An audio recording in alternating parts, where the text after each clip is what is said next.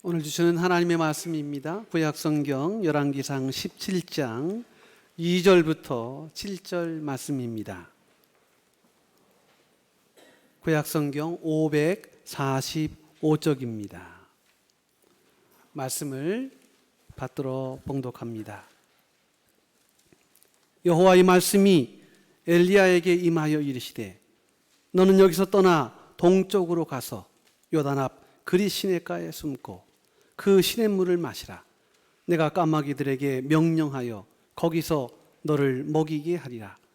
그가 여호와의 말씀과 같이 하여 곧 가서 요단 앞 그리 시냇가에 머물매 까마귀들이 아침에도 떡과 고기를 저녁에도 떡과 고기를 가져왔고 그가 시냇물을 마셨으나 땅에 비가 내리지 아니하므로 얼마 후에 그 시내가 마르니라. 아멘. 하나님의 말씀입니다. 네, 오늘 귀한 찬양 하나님이 받으신 줄로 믿습니다. 오늘 본문의 말씀을 통해서 그리 시냇가에서라는 말씀으로 하나님의 말씀을 함께 나누고자 합니다. 이스라엘에 가면 그 여리고 근처에 와디 켈트라고 하는 골짜기가 있습니다. 이 와디라는 말은 간천이라는 것이고요. 평상시 때는 메마른 땅으로 있다가 우기에 비가 오면 하천을 이루는 것을 와디라고 합니다. 이 와디 켈트는 예루살렘에서 여리고로 내려가는 곳에 있는 깊은 골짜기입니다. 이 사진을 좀 보여드렸으면 좋겠는데 한번 상상을 발동해 보시기 바랍니다. 예루살렘이 고도가 780m이고요. 그리고 내려가는 그 계곡마다에 기암절벽으로 둘려져 있어서 사람들은 이것을 이스라엘의 그랜드 캐년이다 이렇게 부르기도 하는 것입니다.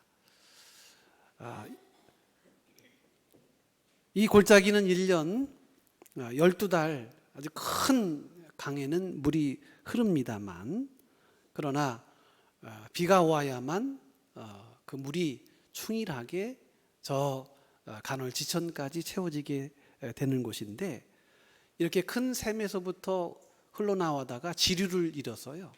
마치 우리 창곡천보다는 훨씬 작지만 그런 실개천으로 이루어진 곳이 바로 그릿이라고 하는 시냇가입니다.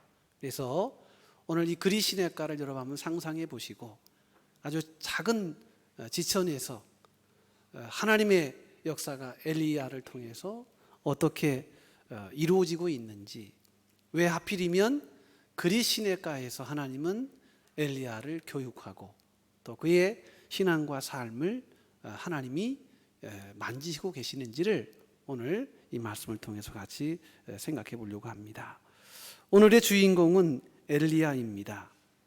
엘리야는 하나님의 부르심을 받았고 또 그가 부르심을 입었을 그때에는 이스라엘이 최악으로 어려웠던 시절이었습니다. 특별히 하나님을 그렇게 잘 섬기던 이스라엘에 우상이 들어오게 되고 또 하나님이 말씀하시는 율법과 계명이 등한시되는 그런 시대에 아합왕이라고 하는 악한 왕이 있어 하나님의 영광을 가리웠던 그런 시대였습니다. 그래서 하나님은 이 엘리야를 통해서 이스라엘의 가장 악독하고 하나님을 배척하는 아합 왕과의 치열한 영적 전쟁을 엘리야를 통해서 이루시고자 했던 것입니다. 그래서 오늘 2절 4절 말씀에 보니까 여호와의 말씀이 엘리야에게 임하여 이르시되 너는 여기서 떠나 동쪽으로 가서 요단 앞 그릿 시냇가에 숨고 그 시냇물을 마시라. 내가 까마귀들에게 명령하여 거기서 너를 먹이게 하리라. 이렇게 말씀합니다. 자, 그런데 오늘 이 사실은 엘리야가 있어야 할 것은 그릿 시냇가가 아닙니다.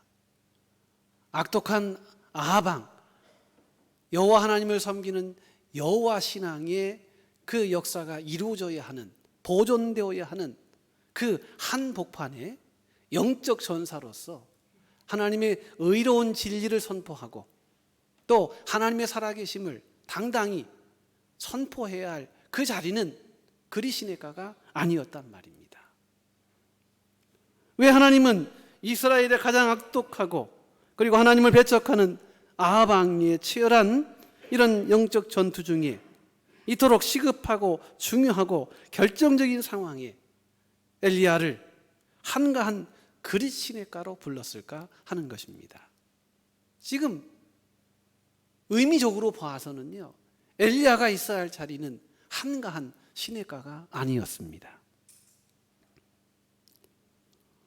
조금 더 방심하지 않고 오직 영적 전투에 집중해도 될까 말까 한 상황에 한가로이 최후방으로 엘리야를 하나님이 피신시키십니다. 싸워야 할 때이고 접전을 벌여야 할 때이고 전과를 내어야 할 그때에 하나님은 엘리야를 저 최후방으로 그를 피신시키십니다. 이해가 되지 않습니다. 여러분, 우리가 늘 그렇게 생각합니다만 무엇이든지 때가 있고 그리고 모멘텀이 있고 타이밍이 맞아야 합니다. 인생은 그렇게 맞아져야 어떤 역사들이 나타납니다. 있어야 할 자리에 있어야 하고요. 보여줘야 할 그런 면모를 보여줘야, 그래야 인생에 뭔가의 실적을 만들어갈 수 있습니다. 그런데 오늘 본문의 말씀은 정 그러한 분위기와 반대의 상황으로 흘러갑니다. 아합 왕과 싸워야 할 자리, 아합 왕과 영적 전투를 벌여야 할 그 자리, 그 자리를 하나님이 피신하게 하여서 누구도 알지 못하는 저 천곡천에 그 실개천보다 더 못한 곳으로 숨기셔서 까마귀에게 먹이를 날라주게 하시고 그 사명에 눈 감게 하시는 이 모습이 오늘 우리가 읽은 본문의 말씀입니다. 때가 맞아야 합니다. 쇳불도 단김에 빼라 하는 그런 속담이 있지요. 예전에 제가 시골에 살았을 때 대장간이 있었습니다. 대장간에서 호미에 그 손잡이를 끼우는 그런 모습을 본 적이 있습니다. 호미 끝자락을 불로 달구잖아요. 그리고 이 불에 달궈져 있는 이 호미를요, 그 손잡이에다가 구멍을 뚫어서 이렇게 끼워 넣습니다. 그런 다음에 다시 뺍니다. 그리고 찬물에 식혔다가 다시 끼워 넣어야, 그래야 이 호미의 손잡이가 아주 똘똘하게 잘 체결이 되는 것입니다. 아무 때나 넣었다 뺐다 하는 게 아닙니다. 이것도 타이밍이 맞아야 합니다. 쇠를 두들려서 형태를 만들 때도 마찬가지입니다. 불에 어느 정도 달았을 때 타이밍에 맞춰서 넣었다 빼었다 두드렸다 이런 과정을 통해서 그래서 이 쇠를 강철로 만들게 하는 것입니다. 말인즉 모든 것에는 때가 있다는 것입니다. 모든 것에는 타이밍이 중요하다는 것입니다. 물때가 맞아야 합니다. 아무 때나 고기가 있는 것이 아니고요. 아무 때나 좋은 열매를 거두는 것이 아닙니다. 최소한 오늘 본문의 상황에서는 하나님이 이 엘리야를 그 영적 전투의 그 현장에서 뒤로 물려 아무도 알지 못하는 그 그리시네가에 숨겨진 숨어놓는 이런 일련의 일들이 도무지 이해가 되지 않는 그런 상황이라는 것입니다. 왜 하나님은 이런 방법을 취하셨을까? 하나님은 계획과 방법이 없는 것일까? 타이밍에 맞춰서 때에 맞춰서 집중하고 몰입하고 그렇게 할 때 어떤 열매가 있을 텐데 왜 하나님은 이렇게 김을 빼실까? 그런데요, 이게 하나님의 방법이라는 거예요. 우리는 성경을 통해서 세상의 방식과 또 세상 사람들이 따라하는 이런 식상한 일상들과 우리는 전혀 일치하지 않는 하나님만의 방법과 하나님만의 길을 우리는 알게 됩니다. 이사야 54장 55장 말씀처럼 하나님의 생각과 우리의 생각이 다르고 하나님의 방법과 우리의 방법이 다릅니다. 신앙은 내 방법을 강화하는 게 아니고 하나님의 방법을 수용하는 것입니다. 자, 그렇다면 하나님은 도대체 어떤 계획과 어떤 시나리오를 가지고 계시길래 가장 결정적인 순간에 이렇게 김을 빼는 일을 하실까? 도대체 하나님 역사를 운영하고 하나님이 세상을 운영하시는 하나님만의 그 독특한 특이한 하나님의 방식은 무엇일까? 여러분, 성경에 보면요, 하나님이 사람을 쓰시기 전에요 반드시 하시는 일이 있어요. 여러분, 우리가 이런 아주 비밀스러운 부분들을 잘 캐치해내어야 합니다. 하나님이 당신의 사람으로 쓰시기 위해서 하시는 방법 중에 하나는 따로 떼어 놓는 것입니다. 이것을 우리는 고립 혹은 거리두기라 합니다. 여러분, 하나님은 하나님의 사람으로 만들기 위해서 그를 세우고 그에게 바로 사명을 주어서 바로 그 일을 하게 하시지 않아요. 반드시 그 중간의 과정에 고립 혹은 거리두기라고 하는 이 가로치기를 통해서 하나님의 역사를 이루어 가신다는 거예요. 하나님은 엘리야를 하나님의 사자로 사용하시기 위해 먼저 일과 사명을 주신 것이 아니라 거리두기와 고립이라고 하는 방법을 하나님이 선택하셨습니다. 하나님과 함께 있기 전에 진정한 하나님의 사람이 되게 하시기 위해서 하나님은 거리두기를 반드시 시연하신다는 거예요. 이건 제가 하는 말이 아니고요, 성경에서 일관적으로 강조하는 성경의 방정식입니다. 하나님은 한 인생을 들어 쓰실 때, 한 인생을 위대한 역사의 도구로 사용하실 때, 믿음의 온전한 사람으로 들어 쓰실 때 하나님이 이런 방법들을 꼭 쓰신다는 거예요.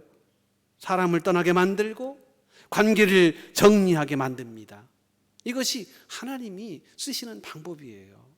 좀 안타깝지만 우리의 정서와 혹은 우리의 일반적인 상식과는 조금 다르지만, 그러나 분명한 것은 하나님은 이런 방법을 가지시고 하나님의 역사를 만들어 가신다는 거예요. 하나님이 아브라함에게 말씀하십니다. 창세기 12장 1절이죠. 아브라함에게, 지금 잘 살고 있는 아브라함에게 하나님이 갑자기 나타나셔요. 나이 75세에 하나님이 아브라함에게 나타나십니다. 나이 75세면 인생의 이제 절정이 아니고요, 인생의 기울어지는 기회예요. 이제 삶을 마무리해야 되는 기회예요. 거기는 도전도 없고 거기는 열정도 없습니다. 거기는 새로운 기대와 소망도 없습니다. 어쩌면 그냥 기다림만 있을 뿐입니다. 그런 그에게 하나님이 나타나십니다. 그리고는 말씀하십니다. 너는 너의 고향 친척과 아비와 본토집을 떠나 내가 내게 지시할 땅으로 가라. 내가 너로 큰 민족을 이루고 내게 복을 주어 네 이름을 창대케 하리니 너는 복의 근원이 될지라.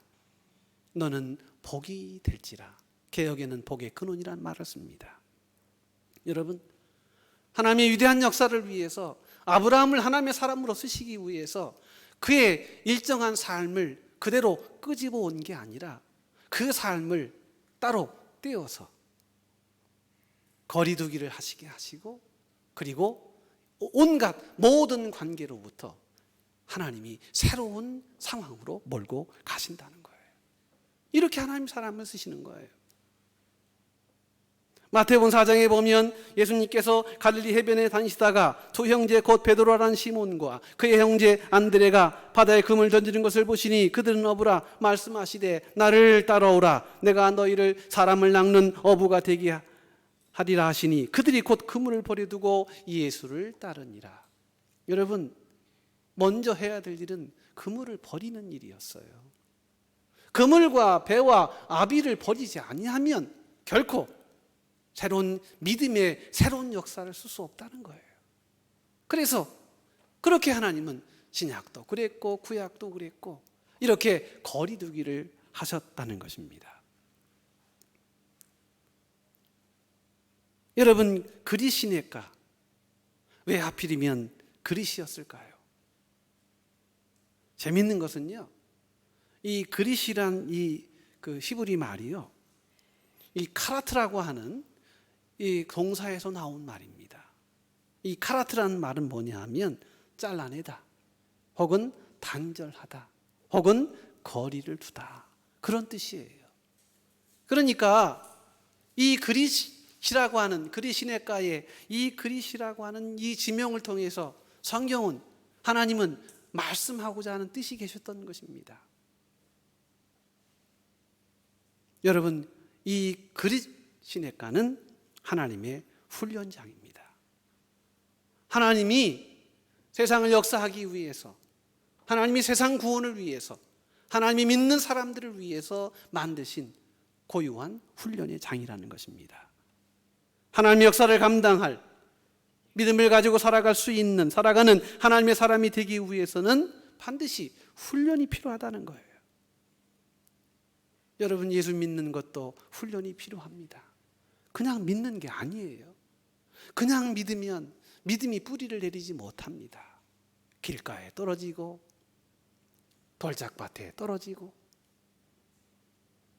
결국은 다 새들이 와서 쪼아먹고 그 믿음의 중심을 지키지 못한다는 말입니다. 하나님의 사람이 되기 위해서 하나님은 훈련하십니다. 마치 요셉이 애굽이란 고난의 훈련장에서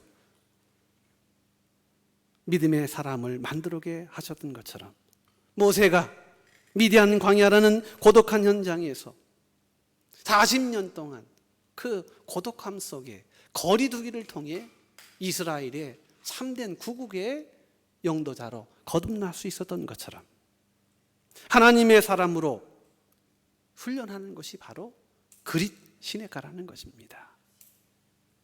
다윗은 사울을 피해 이스라엘 전역을 도망다니면서 통일 이스라엘 왕으로 군림할 준비와 훈련을 받았습니다. 오늘 엘리야는 하나님의 사람, 여호와의 말씀을 선포하는 하나님의 거룩한 선자로 등장하기 위해서 그리시네가의 단절을 경험하게 되었습니다. 여러분, 성경은 일관합니다. 훈련장이라는 거예요. 훈련이 필요하다는 것입니다. 하나님의 사람으로 살아가며 주신 사명 감당할 사람이라면 누구도 여러분 이 그리시네가를 통과하지 않아서는 안 됩니다.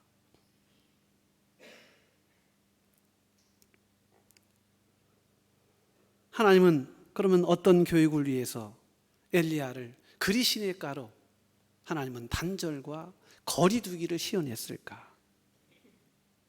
여러분, 오늘 이 말씀은 엘리야의 입장과 심정으로 보셔야 돼요. 그래야 오늘 이 말씀이 다가옵니다. 그냥 제 3자적 관점에서 보시면 안 돼요. 내가 만약 엘리야였다면 나는 어떤 마음을 가질 수 있을까? 이런 시각으로 오늘 본문의 말씀을 나를 이 속에 대입을 시켜야 합니다. 여러분, 엘리야가 어떤 사람입니까? 서두에 말씀드린 것처럼 이스라엘의 하나님의 영광을 가리우는 악독한 왕 아합 심판하기 위해서 하나님의 그 신앙 중심으로 똘똘 뭉쳐있는 참으로 불같이 뜨거운 사람입니다.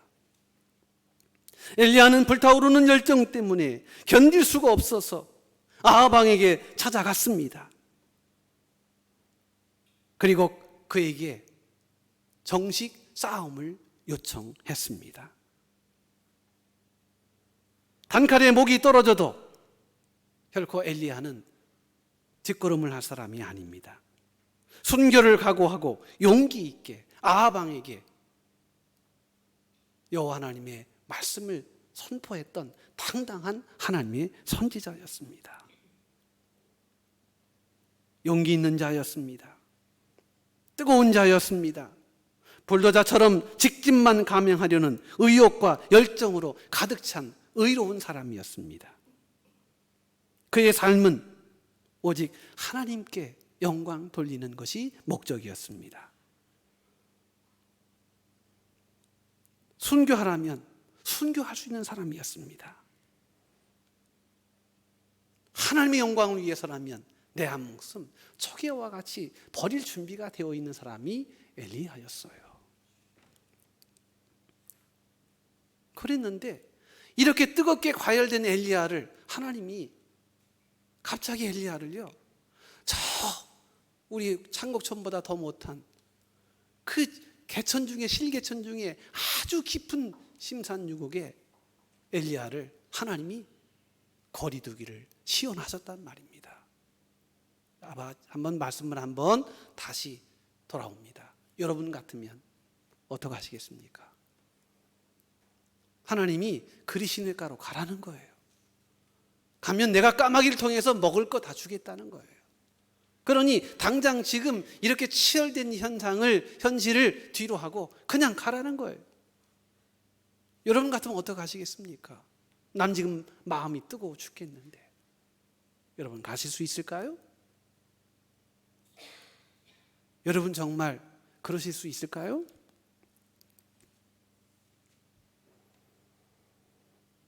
왜 하필이면 그리시네가라고 하는 이곳으로 보냈을까요?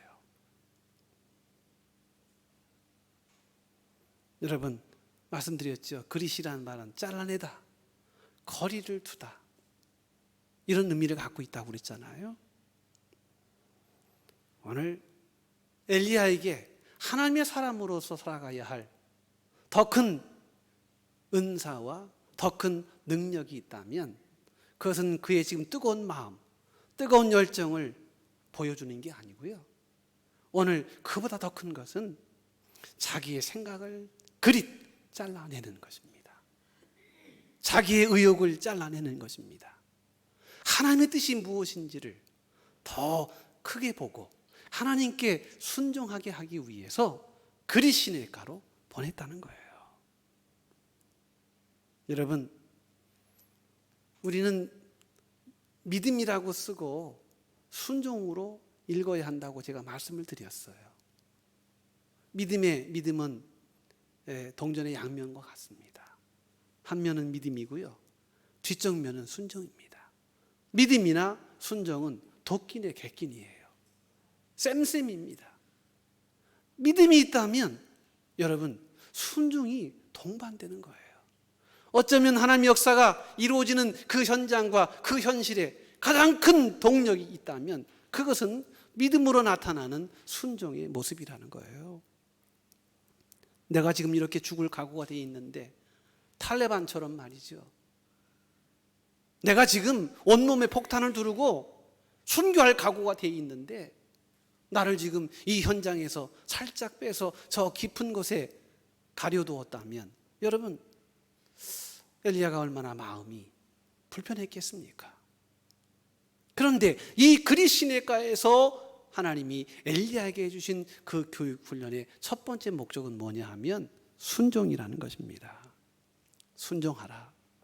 그래, 네 마음 안다. 네 뜻도 안다. 네 계획도 안다. 그러나 나의 뜻을 따라다오. 이것이 순종이에요. 자기의 생각을 잘라내야, 자기의 생각에 가로치기를 할 수 있어야, 자기의 생각에 거리를 두어야 하나님이 역사하기 시작하는 거예요. 그런데 오늘 우리의 마음속에는 내 자아가 가득 차 있습니다. 하나님이 쓰시려고 해도 쓰실 수가 없어요. 그릿이 안 됐기 때문에 그래요. 잘라내지 않았기 때문입니다. 거리두기를 하지 않았기 때문입니다. 내 생각과 자존심을 잘라내고 하나님의 말씀을 받아들여야 이 순종을 온전히 통과해야 하나님의 거룩한 사람으로 쓰임 받는 것입니다.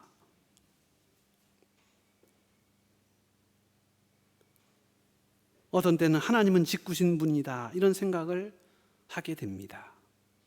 때로 우리가 받아들이기 힘든 하나님의 말씀을 접할 때마다 우리는 때로 절망하고 탄식합니다. 하나님 왜 그러실까? 뻔히 우리 생각으로는 안 되는 건데 왜 하나님은 그런 요청과 요구를 하시는 걸까? 여호수아서 6장 말씀해 보니까요, 이스라엘이 이제 가나안 땅으로 들어가서 여리고성을 넘어뜨리는 그런 여리고성과의 전쟁이 있었던 일입니다. 그때 모세를 통해 여호수아를 통해서 하나님 말씀하시잖아요. 하루에 한 바퀴씩 일에 13번을 돌아라. 그리고 마지막에 큰 소리로 외쳐라. 여러분, 이 여리고성이요, BC 5,000년 전에 세워졌던 세계 최고의 도시이고 성읍이자 철옹성 같은 성벽입니다.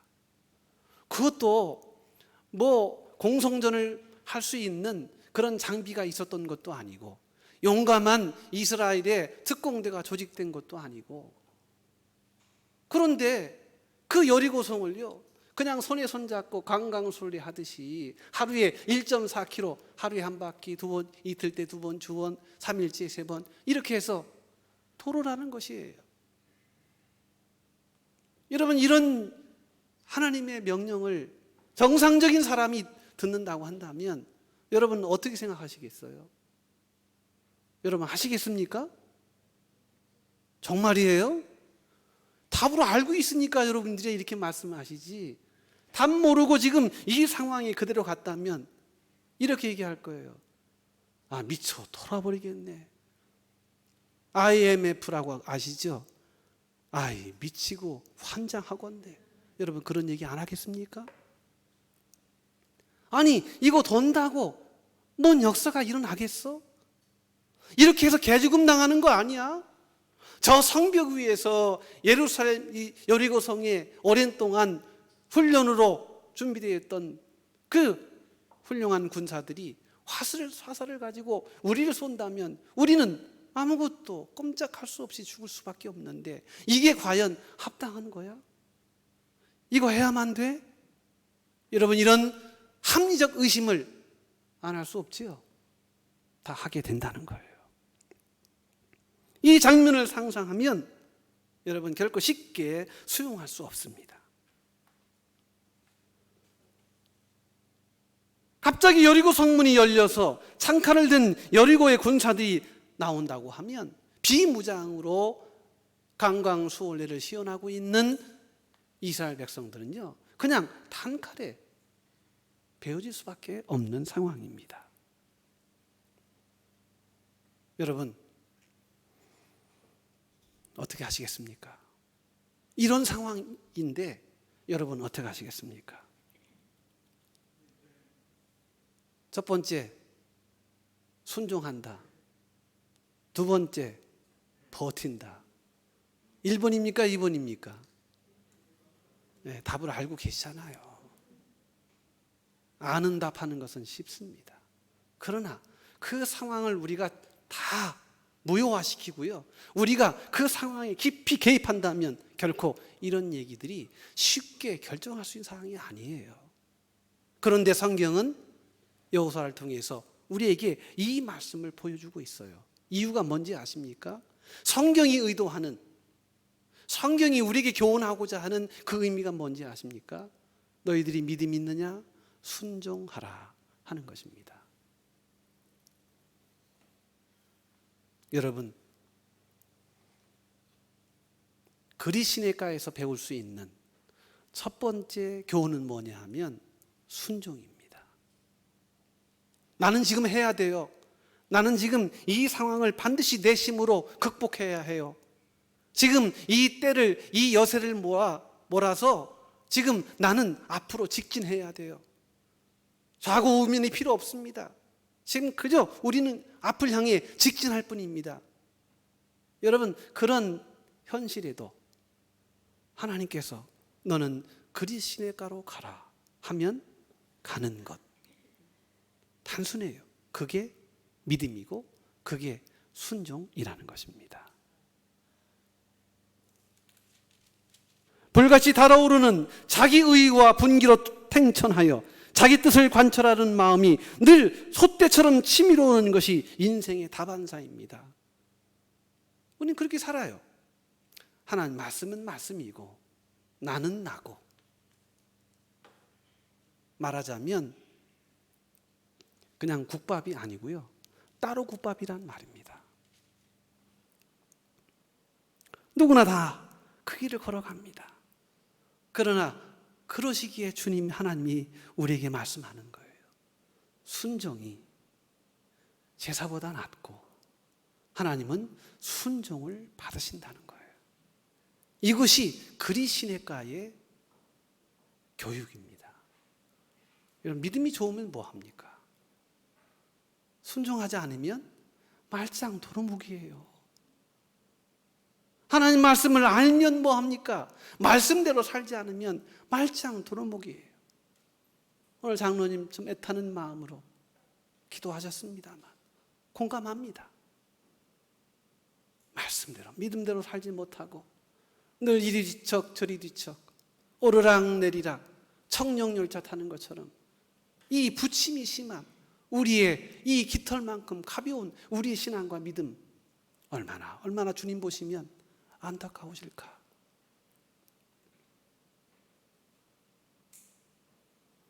하나님이 역사하시는 방식이 있습니다. 하나님의 방법을 따르지 않고서는 여러분 절대 큰 역사를 이룰 수가 없어요. 작은 재앙도 피해갈 수 없어요. 신앙의 세계는 신앙의 방정식이 존재합니다. 그것은 어떠한 일이든지 어떠한 상황이든지 하나님의 말씀과 계명 앞에 옳습니다. 주의 말씀이 옳습니다 하고 주의 말씀을 순종할 때 거기에서 하나님의 역사가 나타나는 것입니다. 내 마음에 맞지 않아 받아들일 수 없는 일들, 그러나 그것마저도 받아들이고 그 뜻을 따르니 바로 순종의 훈련이라는 것입니다. 내 상식과 논리에 맞지 않지만 주님께서 말씀하신 거로 여러분 순종하는 것입니다. 오늘날 교회가요, 이런 순종에 대해서 강조하는 것에 대하여 성도들이 많은 오해를 합니다. 때로 순종을 굴종으로 오도하는 분들이 있어요. 왜 순종해야 돼? 성경은 성경이고 나는 나지. 여러분 정말 그렇습니까? 성경 말씀, 하나님의 계명, 하나님의 요청, 하나님의 부름 앞에 우리는 얼마만큼 비중 있게 응답하며 살아가고 있습니까? 나도 가오가 있고 나도 한 가닥 한 사람이고 나도 한때 한 주먹 날렸던 빤치가 있는 사람이고 나름 돈 냄새 그럴듯하게 풍겼고 폼 잡았던 사람인데 왜 나에게 이렇게 무리한 요구를 하느냐고 얼마든지 반응할 수 있고 따질 수 있습니다. 여러분, 그러나 거기까지입니다. 우리는 그것을 믿음이라 하지 않습니다. 엘리야는 하나님의 말씀에 순종하였습니다. 그리 시냇가에 자기의 생각과 자기의 논리와 자기의 뜨거운 과열된 자기를 잘라내고 담백하게 하나님의 말씀 앞에 순종하였습니다. 그래서 5절 말씀입니다. 그가 여호와의 말씀과 같이 하여 곧 가서 요단 앞 그리 시냇가에 몸을 넣었다. 여러분, 이것이 오늘 본문 말씀의 핵심 주제예요. 하나님 말씀을 들었고 그 말씀을 따랐다.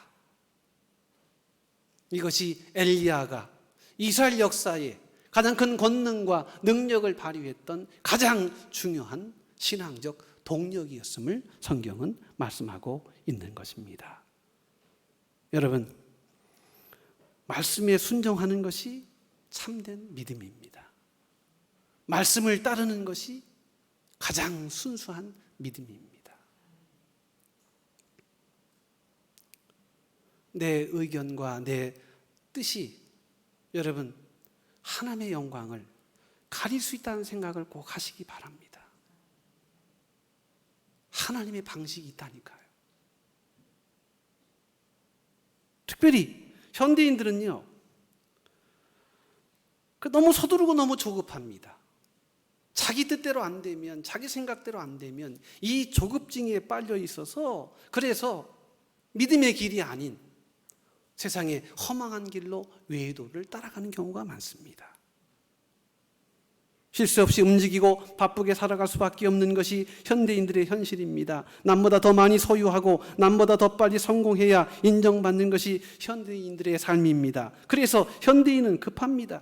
신경이 곤두서고 스트레스로 늘 충일하며 불평과 원망은 하늘을 찌르니 언제나 마음에는 평안이 없습니다. 이로 인해 각종 질병을 만들어 살아가고 있습니다. 여러분, 진짜 병은요, 마음에서 오는 거예요. 제가 보니까 그렇더라고요. 마음의 병은 약도 없어요. 뭔 약을 먹어도 아무 효력이 없어요. 마음이 바뀌지 않고는 여러분 결코 역사가 일어나지 않습니다. 여러분, 내 뜨거운 과열된 내 마음이 여러분 식혀져야 해요. 엘리야처럼 이 말씀에, 그 준화한 추상과 같은 말씀의 냉기로 내 뜨거운 가슴을요, 내 뜨거운 열기를 팍 얼려버려야 해요. 그래야 거기에서 하나님의 역사가 나타납니다. 스티븐 코비가 쓴 성공한 사람들의 7가지 습관이라는 책이 있어요.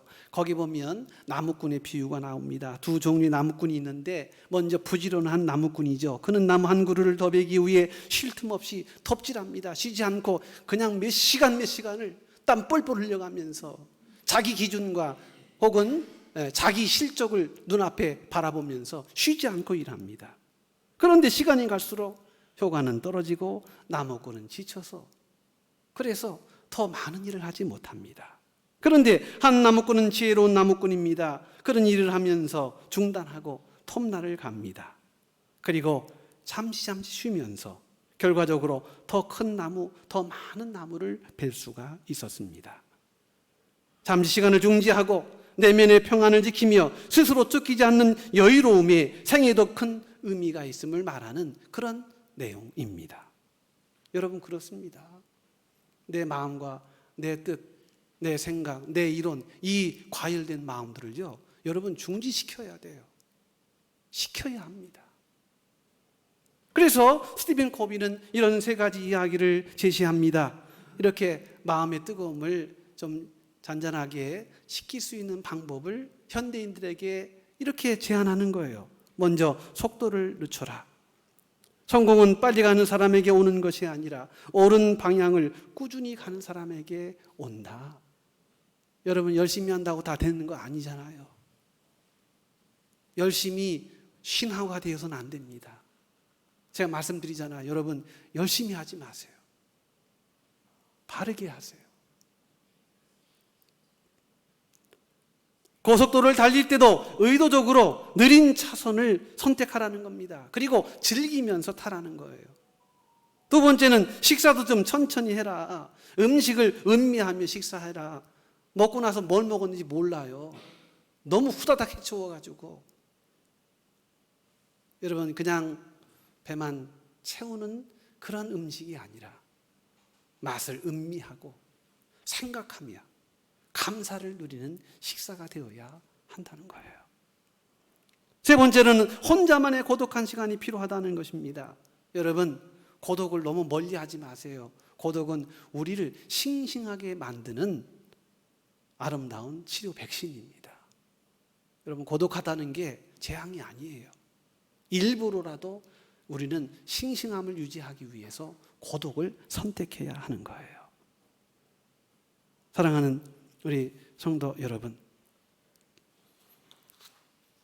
오늘 이 말씀을 통해서 엘리야에게 주신 하나님의 가장 큰 하나님의 도전을 오늘 우리의 것으로 받아야 할 줄로 믿습니다. 내 뜻이 아무리 옳아도, 내 생각이 아무리 옳아도, 내 주장과 내 계획과 내 시나리오가 완전히 완벽하여도 여호와께서 말씀하시면 내려놓고, 주님께서 말씀하시면 주님 말씀이 옳습니다 하고 내려놓고 그릿할 수 있는, 잘라낼 수 있는 그런 믿음이, 그런 순종이 우리에게 있어야 할 줄로 믿습니다. 여러분 순종하셔서 오늘 성경 66권의 말씀을 여러분 순종하셔서 그 말씀의 복을 다 누리실 수 있는 우리 모든 성도들 되시기를 주의 이름으로 축복합니다. 말씀이, 순종이 우리를 세상을 이기게 합니다. 순종하셔서 주님의 영광을 일상 가운데 늘 누리시는 승리하는 종들이 되시기를 주의 이름으로 축복합니다. 하나님 감사합니다. 오늘 주의 종들을 통하여 하나님의 아름다운 말씀을 또한 함께 들을 수 있도록 은혜 주심을 감사합니다. 엘리야를 통해 그릿의 시냇가에 주신 귀한 교훈을 우리도 깨닫게 하여 주셔서 하나님 말씀하시면 주님 말씀 옳습니다. 내가 어찌하든지 오직 주님의 영광만 나타나게 하옵소서. 그릿의 결단과 그릿의 영성을 지켜가는 우리 위례 창곡교회 모든 성도들 되게 하여 주옵소서. 예수님의 이름으로 기도 올리옵나이다. 아멘.